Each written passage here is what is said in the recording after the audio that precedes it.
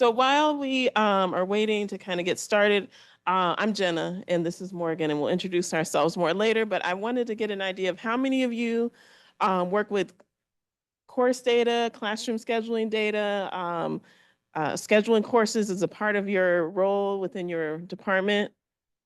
Some, okay, good. Well, you're in the right place. You're going to get something out of this, hopefully. Okay, so you are in Beyond the Spreadsheets dynamic dashboards for course planning. And for the sake of time, we'll get right in this.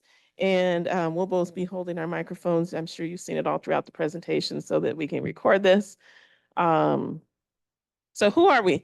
I'm Jenna Graham, and I'm a planning analyst principal in New College. That's on our West Campus. We're the liberal arts college out there. And my primary role is basically to provide data support to our college's administration team, our dean and his admin team. I usually spend my time with a lot of student data, admissions data, retention, enrollment data, that sort of thing. And I spend a lot of time building dashboards to support the team. And this is my contact information. If you need to contact me after today, just jenna.graham@asu.edu. You can find me on Slack as well. And Morgan.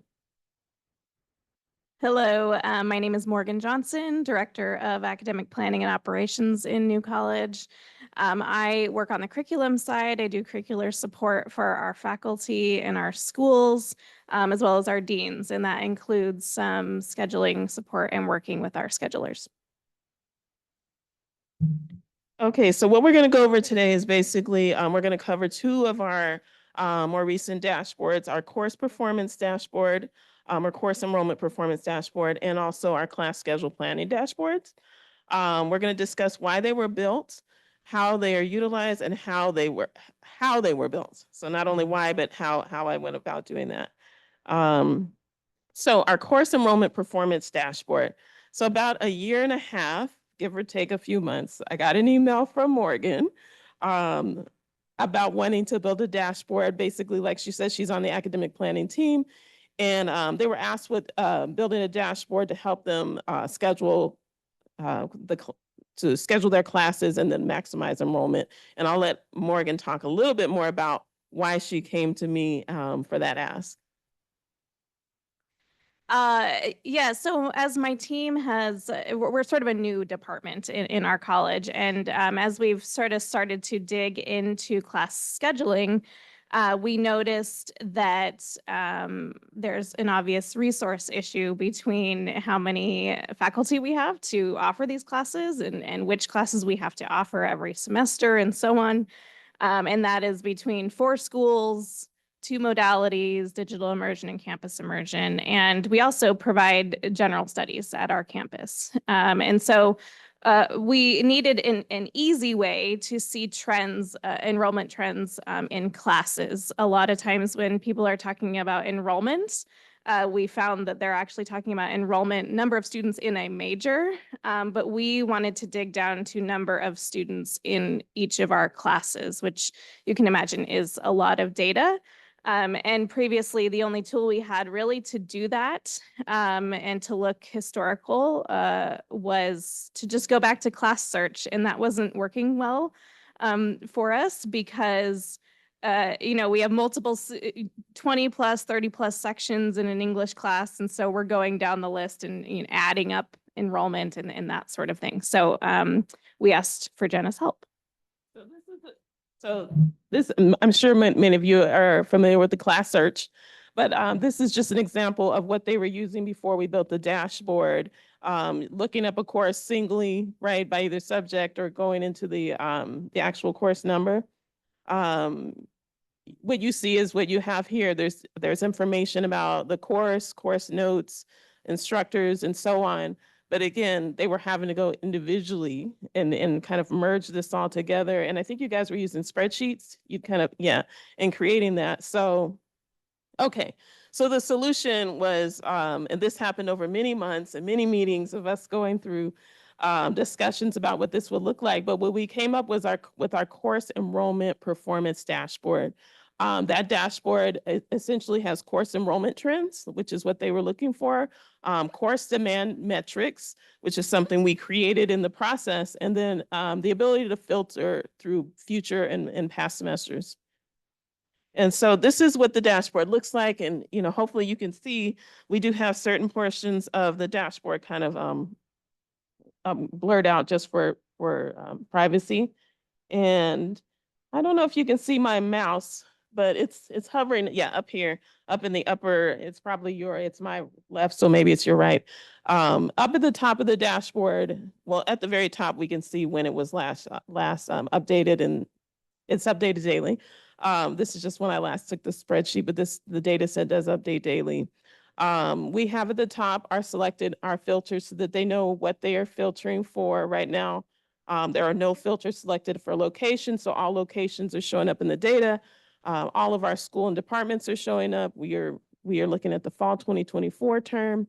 And right below that, we have our course enrollment trends. Right now, it's broken out by color, by our different departments. And I'll zoom in. The next slide will zoom in a little bit closer, but I kind of want to show you what's happening over the whole dashboard as one. So also within these course enrollment, these are 5-year course enrollment trends at the request of the team. And you can filter. If you're filtering for one course, you will see that one course's 5-year enrollment trends. Right now, again, it's on all of our departments, so we're seeing everybody. But you could go down to the course subject level or an individual course to see the 5-year trends for that course. And then what we've got here in the middle, we do have each of our different schools and the breakdown of how much course enrollment is happening, how each school's course enrollment fits in as a whole within the college. And then we also have our top 5 courses by enrollment. And then lower down, we can see the list of courses. And we have the academic org, the session code, the class number, the course location, the title, whether it meets maroon or gold, gen ed designations, the instructors, the combined course ID, whether it's scheduled print. And then we've got our enrollment total, our enroll cap, and then the percentage of the courses filled. And we've got a whole list of filters on this side. And again, the next slide kind of breaks that down even more. So you can see, again, 5-year enrollment trends by school. But once you filter, you can filter for those 5-year enrollment trends for a course or a subject. Again, the breakdown within the different schools. And if only one school is selected, then you'll just see the breakdown of how many unique course sections, and then also the total course enrollment. And in the middle here would be for the whole college, and then the breakdown of the schools. And then again, depending on how the dashboard is filtered, you'll see your top 5 courses for enrollment. So if one school is looking at this, if they filter for just their department, they're going to see their department's top 5, versus here what you see is the entire college. Okay, so one of the big pieces of this dashboard is the demand part. How do we know which of our courses are over demand, at or near capacity, high demand, medium demand, low demand, no demand? Okay, and that's all based on the percent of enrollment, how they're filled. This is something that that was highly that Morgan and her team had a lot of input on. Okay, they decided what they were going to determine is what is going to be high or medium. And Morgan, did you want to talk a little bit about that? Yeah, we were finding, which, is not a surprise, but, we were seeing that we're limiting our own enrollment, basically in classes, by deciding the seat capacity in a course. And so we wanted to see, from our perspective, 100% enrollment in a course is not the ideal, where we would like to be closer to like 90% or 85%. And that's sort of what we consider optimized enrollment in a course, because then there's room for growth there, and then we're seeing the true demand. Whereas if a course is filling at 100%, we have no idea what students might have been interested in that course but couldn't get in. And then, of course, we wanted to see as well which classes are in low demand, and to be able to quickly see, are those classes that we have to be offering? Are those, is there a problem? Is there a reserve on the course that's preventing students from getting in it? Is there a prereq issue on the course? But we needed a quick way to categorize and see amongst our hundreds and hundreds of courses we offer a semester, what categories they were falling into. So we also have our enrollment cap filter that we've added here too. So if we want to just look at our low capacity classes, less than 30 seats, medium capacity, 30 to 79, or high capacity, 80 seats or more. And I think you guys kind of discussed, created that category too as well, right? And tailored to their needs. Over demand. A lot of the reports we were seeing before would only show if a course was filled to its cap, but we wanted to know which courses were filling beyond their cap, where an advisor had provided a closed class override. So we could really sort of pinpoint those and go back to the faculty and school leadership and say, you're just not offering enough seats in this class. So you all recall that they wanted to see course history or course enrollment. So this is a deeper dive into it than that first line chart that you saw on the other page. So this is tab 2 of the dashboard that goes over course history. And what you're seeing here is, I believe this is 5 years as well. And we see the breakdown, the color is on the location. The line at the top is the total enrollment for the particular term. And then we could see the breakdown if you wanted to see whether it's West Valley Campus, iCourse, or ASU Online. So that is there, and we can see the breakdown between fall, summer, and spring. And again, filters, and you'll see there is a place for dashboard notes within here. This can be loaded to PDF or Excel file, preferably CSV, so that you don't get all the formatting. Let's see. Okay, so that's the first dashboard, and we'll have time at the end to you can ask your questions and we'll go into a little bit more detail about both. But the next dashboard is the class schedule planning dashboard. Okay, so this is another dashboard where multiple analytic reports were used, and specifically class search for course notes. Multiple reports were basically combined just like the other one to kind of get to what the team needed, but I'll let Morgan go into a little bit more detail on why we created the class schedule planning dashboard. Yeah, this one we use at really specific times of the year prior to the data entry deadline for scheduling. And previous to that, our schedulers, we have one scheduler per school, so 4 schools, 4 schedulers. And each of them were using a different report, and the reports that were available to them to pull the rollover data for class scheduling. Some of the reports didn't include pieces that we wanted to review in that process, like class notes or reserves, reserve dates. We're down in the sort of nitty-gritty here. And the other thing that those reports did that just I hated was they created a unique line for each. If a class has multiple instructors, 3 instructors, that's 3 lines on your Excel spreadsheet. So that was rough to kind of go through and combine. And so we really worked with Jenna to try to get 1 class per line in this dashboard. 1 class per line for classroom scheduling data is crazy. And it was a challenge, but I was happy to accept it, but it was a headache.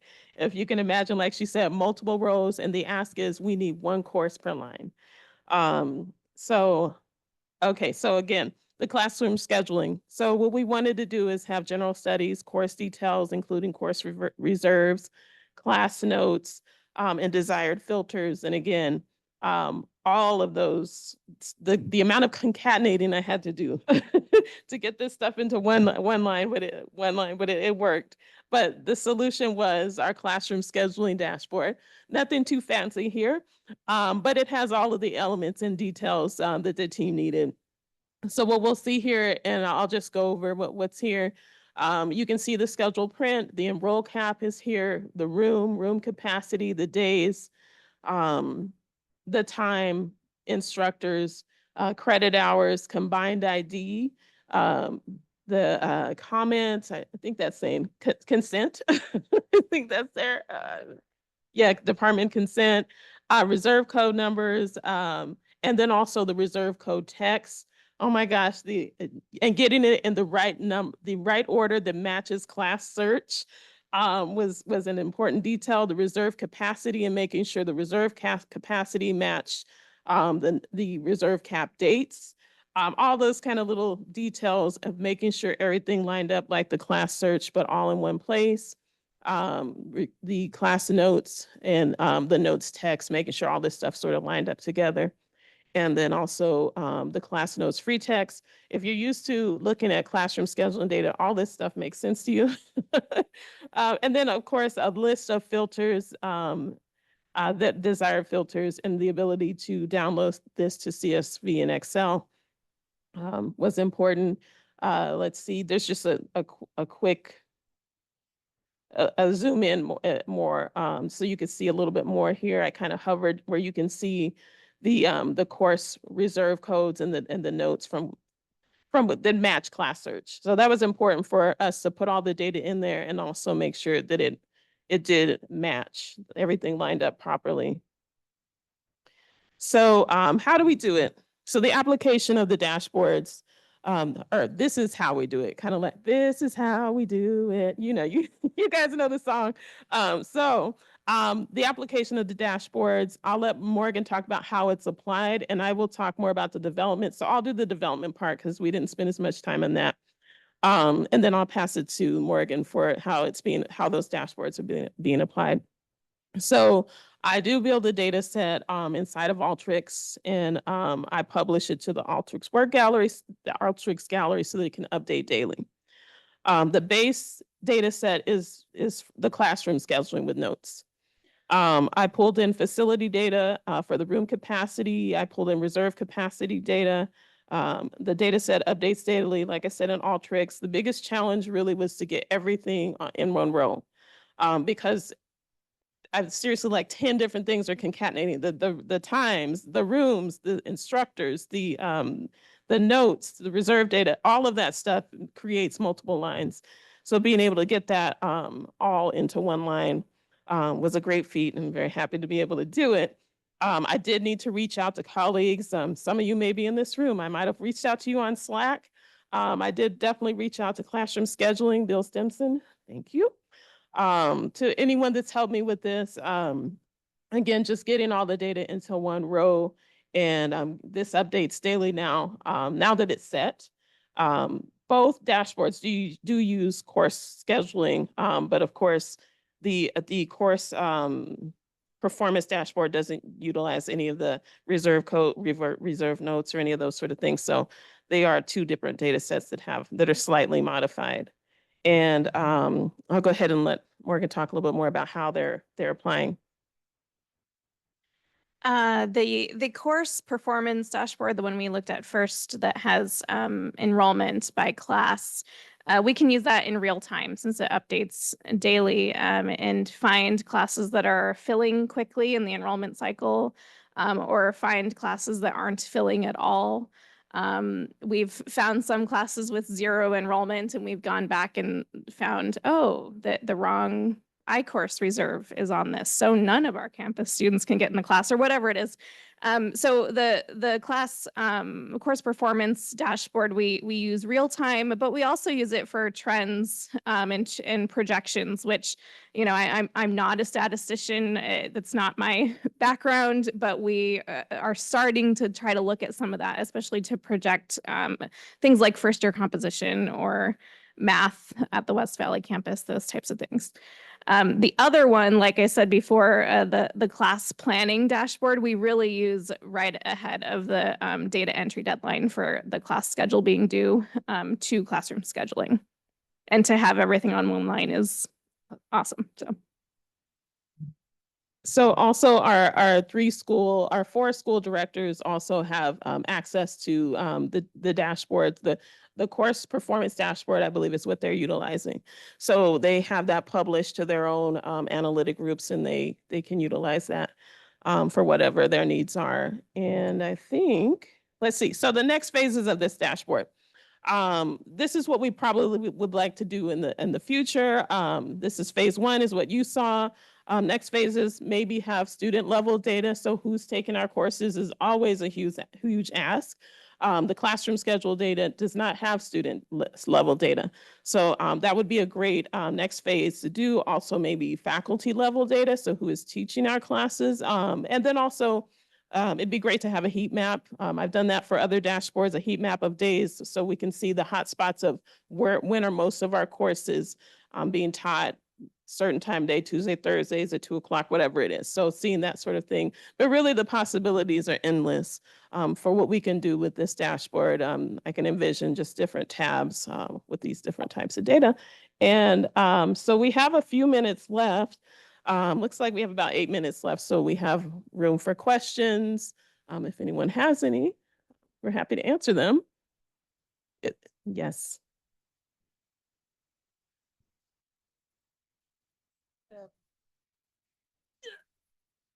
So the way you're doing the percentages for the predicting the need. So how do sections, so like say laboratory space where the capacity is limited, you don't have the option to increase those unless you have an extra room.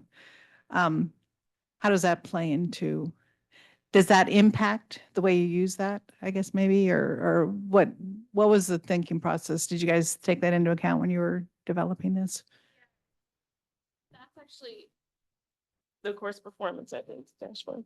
Actually, the class planning dashboard, that's why we built in the room capacity and the room that it was placed in, and also the capacity for the room, because we were finding, we know that some rooms can only go up to 24, like labs, but we were also finding we had some classes that weren't reaching the capacity of enrollment in higher capacity rooms. And so we are trying to make some shifts just among space use at our campus or within our college to request different course capacities that might fit in a room differently, if that makes sense. So we have started to do that. As far as projections go, we know that courses like Bio 181 or Chemistry 113, they have to be in integrals of 24 to add the labs. And so when we're providing recommendations to our school directors for the next cycle, so we use the previous fall semester to predict the next fall semester, we might say, hey, can we have one more lab section this year? And a lot of the times the answer is we don't have any lab space. So that's another problem. Okay. Well, it's because of the recording. That way the folks that watch on YouTube know what you asked. I know that you use the Alteryx for development of this, and I'm just curious, and directors have access and whatnot. Is it housed in analytics, or where do you keep the dashboard? Yeah, the dashboard is published to analytics. So I build the data set in Alteryx and then publish it basically to a user database, and then I access the user database in Tableau. And once I build a dashboard, it's published to an analytic group. So Morgan's team belongs to an analytic group, and then each of our 4 schools has their own analytic group. And I publish to the 4 different groups.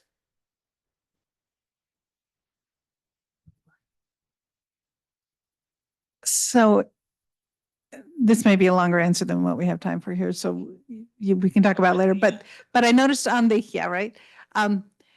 So in your dashboard, so these are Tableau elements that you're pulling in, right? And then you had it like in 3 different columns. So further back for the first one. Yeah, so there, so you have like three different Tableau pieces that you're pulling in. I don't know, I think what I'm asking is, how do you get those charts into three different pieces in analytics? What are you using as far as the layout builder? So like when I was messing with pulling in charts and stuff like that, you can only pull in one big chart, and how do you get three different ones in there? But you can answer that later if it's too detailed for this group. Yeah, so you mean all these different pieces, so each one of these, so you're talking about like one, two, three, four, all these different elements. So each of them is its own sheet in Tableau, and then I put it into a dashboard format and just drag and drop, and try to really do a lot with the real estate that I had on the page, because I don't want to make it too busy, but there's also the elements they needed.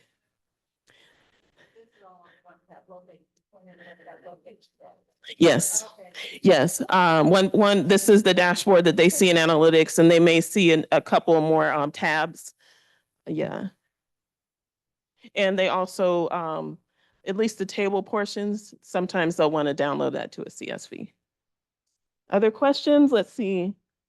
3 minutes. We got 3 minutes. Any other questions? Yes.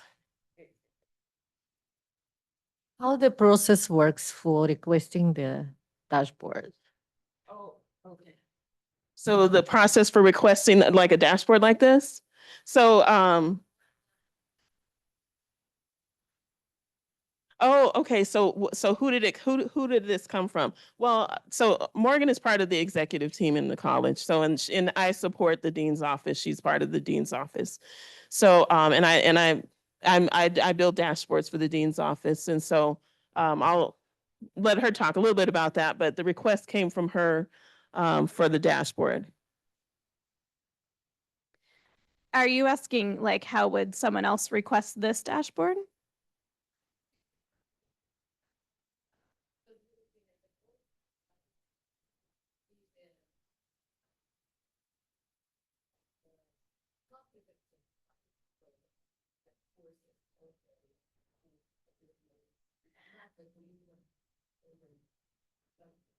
Yeah, so we do have a way to search individual courses or search by prefix. So if you're a part of the English department and you want to see ENG courses only in this dashboard, you could see, how are the English electives doing with enrollment? And hey, maybe this elective isn't doing so well. Maybe we should swap it for this in the next semester, and those types of insights you can gain from this. As far as who has access to the dashboard to do that, Jenna, I'll pass it back to you. Yeah, so this is an internal dashboard, that is anyone that has access to the 5 groups within New College, they have access to it. These 2 dashboards were tailored specifically for the needs of Morgan's teams.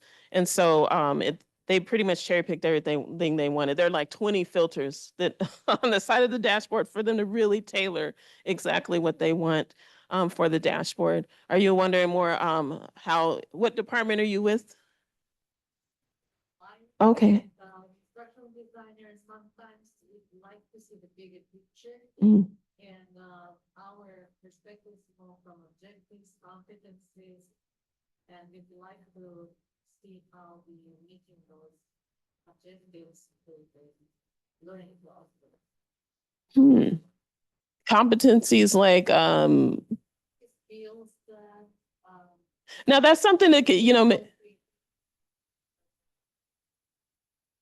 yeah, I mean, it's possible to be built within whatever team that you have within your school. So if they came to me with that kind of request, it would be several months, just like we took several months of building this to really get the data set the way we needed it. So, and right, just like in Christina's presentation, you reach out to other colleges that you know are doing things that you want to do and meet with us about how we built this, and perhaps that sort of thing could happen with you. Oh, thank you. Well, thank you so much for coming to our presentation. You have our email addresses, so feel free to reach out to us. I'm also on Slack. Thank you. Any other questions? We're good. Oh, yeah. Yeah.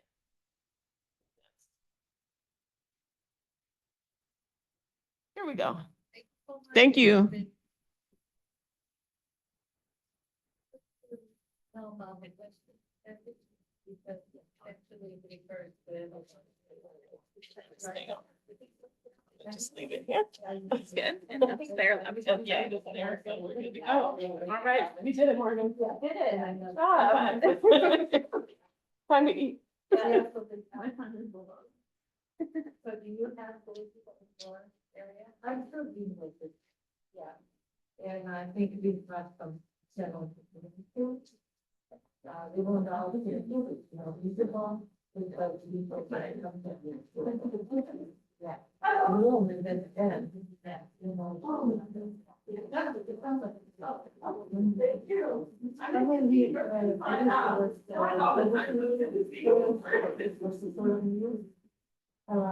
still constructing, but, and you always felt like, yeah, I got that. Doing the, like, then it's, like, instead of, being dropped, you understanding the bigger picture. And yeah, but it begins to be,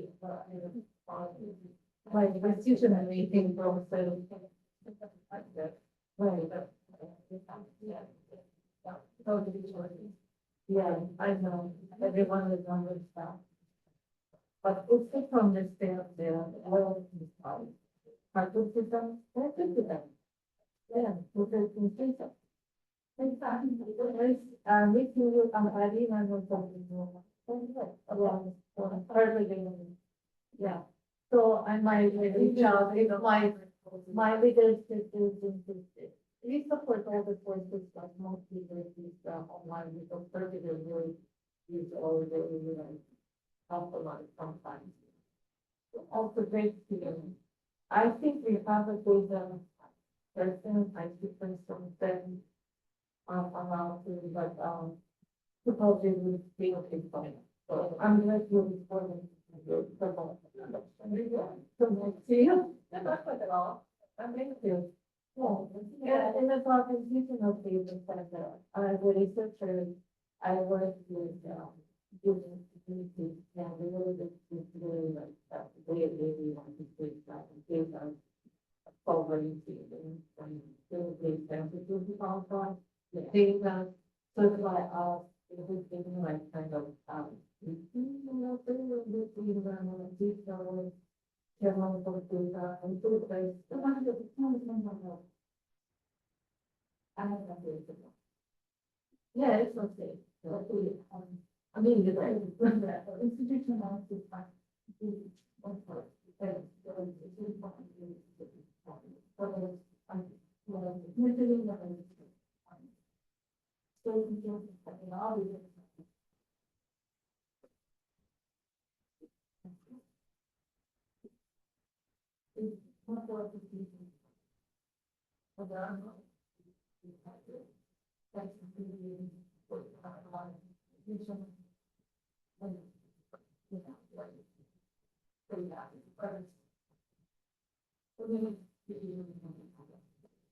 Like you just, I understand that this, I was going to be able to.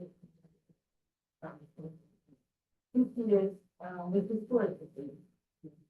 Right, and then this could be, maybe something.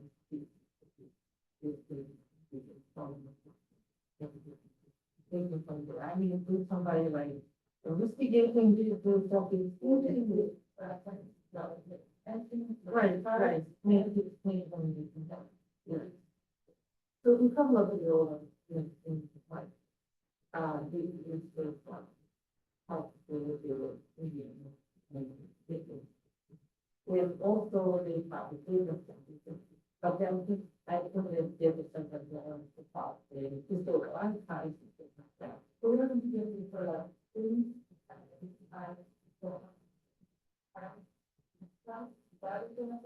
No, Yeah, I know you were asking me what I'm after, but I just wonder if we need to sort of like waterfall. There's about those types of, because you never know what comes. Like, um, there was this,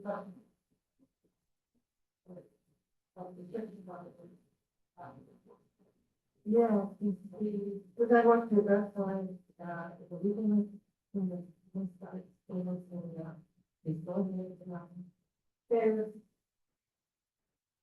so I think not one. Required before. But the other. The building happens. Especially the street, it's so hard to find. For all the money, put out the actual door. Right? And so the money value of the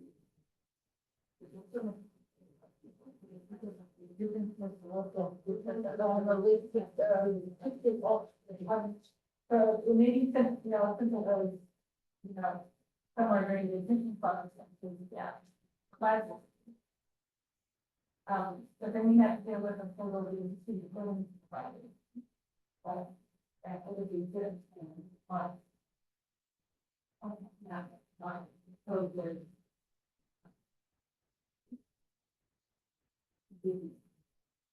Yeah, so I don't know what to go with. I think, I'm just,